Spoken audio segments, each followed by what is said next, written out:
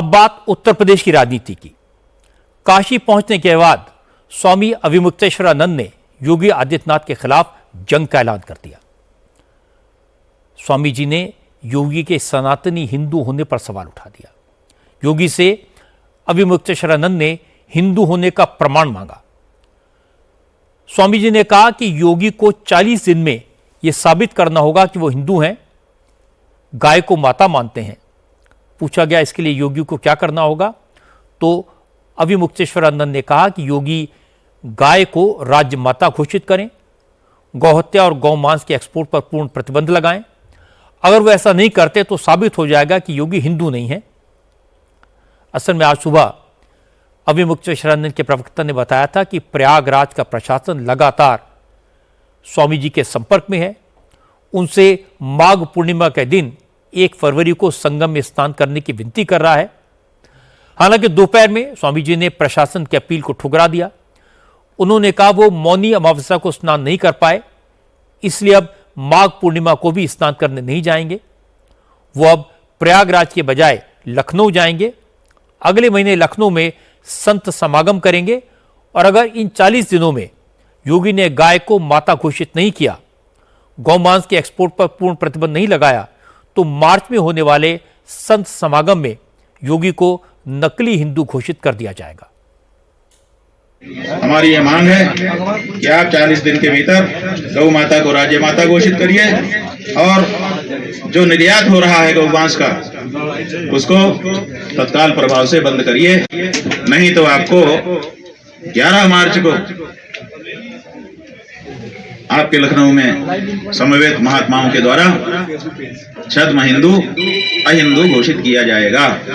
आप कोई भी शासक होता उसके साथ यही हम व्यवहार करते, लेकिन आपके साथ और ज्यादा होना चाहिए, क्योंकि आप केवल मुख्यमंत्री नहीं हैं।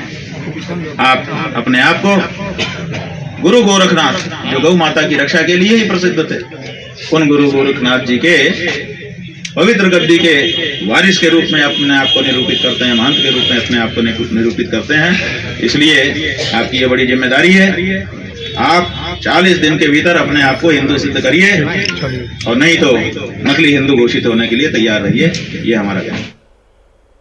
अब आज ये तो क्लियर हो गया कि स्वामी अविमुक्तेश्वरानंद के दिल में योगी आदित्यनाथ के प्रति गुस्सा है। उन्हें लगता है कि अगर योगी चाहते तो अफसरों को माफ़ी मांगने के लिए कह सकते थे, लेकिन योगी ने ऐसा नहीं किया।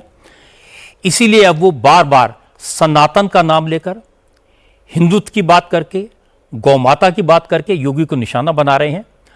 आज उन्होंने योगी को कालनेमी, नकली सन्यासी और सनातन विरोधी न जाने क्या क्या कह दिया।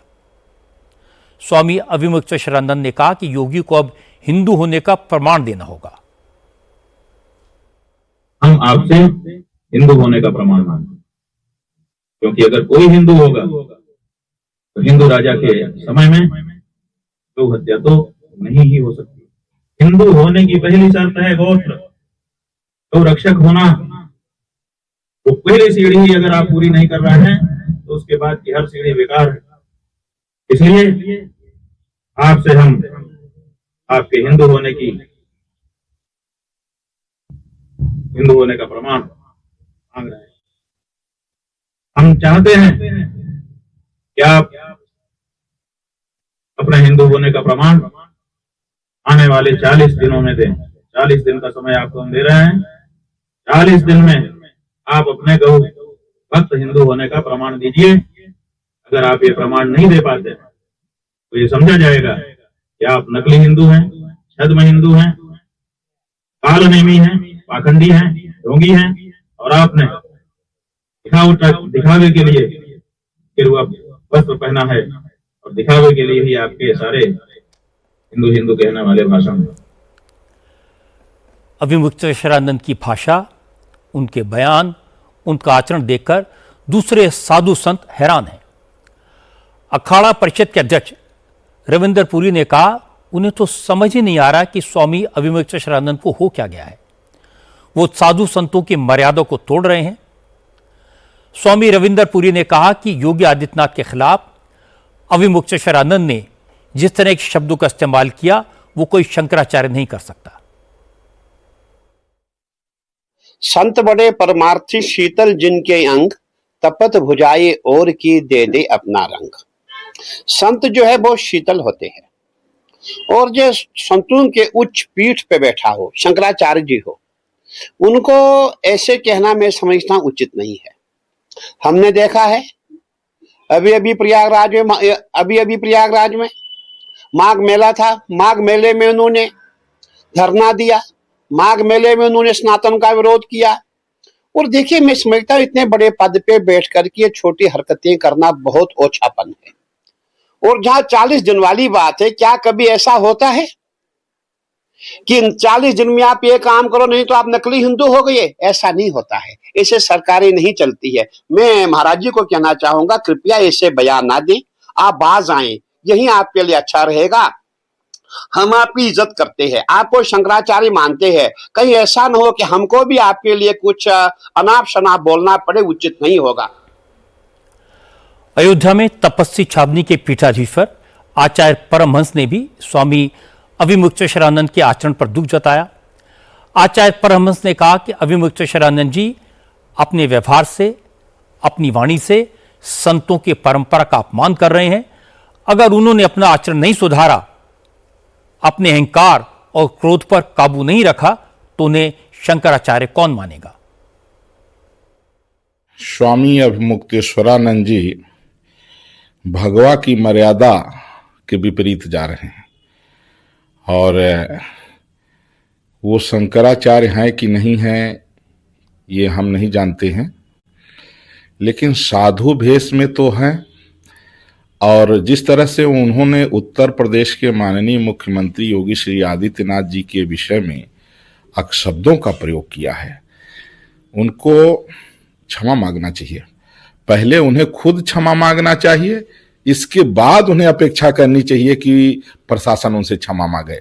अपने लिए तो उनको बड़ा अपमान लगा कि उनको जो है पालकी पर नहीं जाने दिया गया, तो कह रहे कि वो प्रशासन क्षमा मांगे।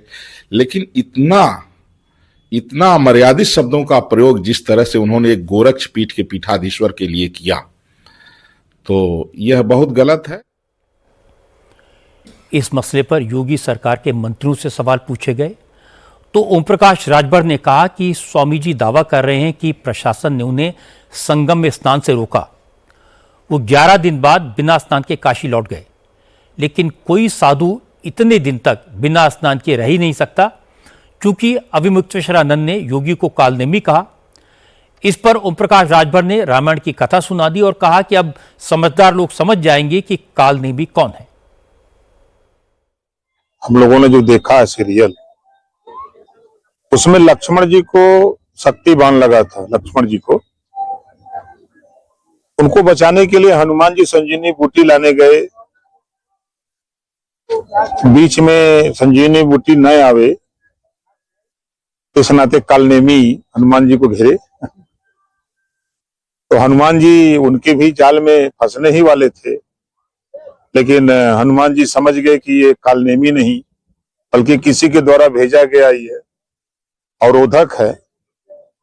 तो हनुमान जी ने उसकी दवाई कर दी और गए, और अंततोगत्वा संजीवनी बूटी ले आए, लक्ष्मण जी का प्राण बचा। तो वो यही जानना चाह रहे कालनेमी है कौन? अब वो खुद समझदार है, समझ सकते हैं।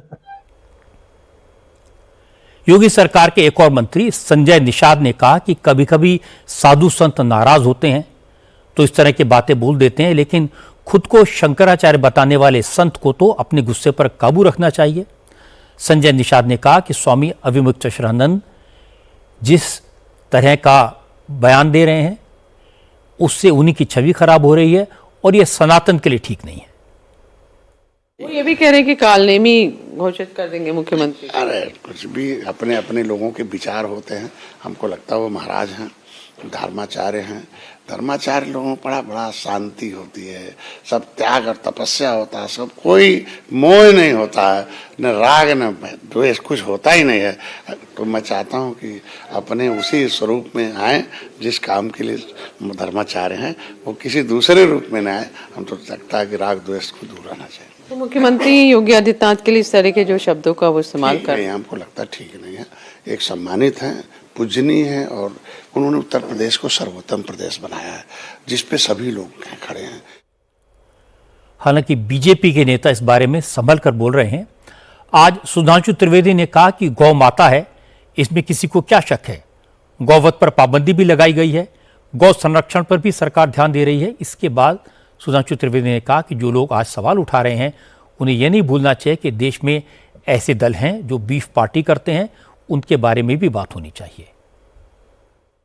जहां तक हमारी सरकार का विषय है, हमारी राज्य सरकारों ने और केंद्र ने भी यथासंभव इस विषय के ऊपर पूरी संवेदनशीलता के साथ कार्य किया है। परंतु हम यह भी कहना चाहेंगे कि इसी देश में ऐसी पार्टियां भी हैं जिन्होंने सड़क के ऊपर गाय काटकर बीफ की पार्टी की है। केरल में यूथ कांग्रेस के नेता ने सड़क पर बीफ की पार्टी की थी। मुझे लगता है उससे अधिक आक्रोश उसकी तरफ होना चाहिए। और इस देश में ऐसे प्रधानमंत्री भी रहे हैं जिन्होंने विदेश में जाकर स्पेशल टाइप की बीफ फिलिप मैगन की डिमांड की थी in the choice of their preferential choice of food में। तो मुझे लगता है इस विषय के ऊपर हमें बहुत गंभीरता से विचार करना चाहिए और जो भी धर्मगुरु कहते हैं उनकी बातों को गंभीरता से लेना चाहिए और धर्मगुरुओं को भी इस विषय को बहुत व्यापकता से देखना चाहिए। स्वामी अविमुक्तेश्वरानंद धर्म की आड़ लेकर राजनीति के मैदान में उतर तो गए, पर कच्चे खिलाड़ी निकले।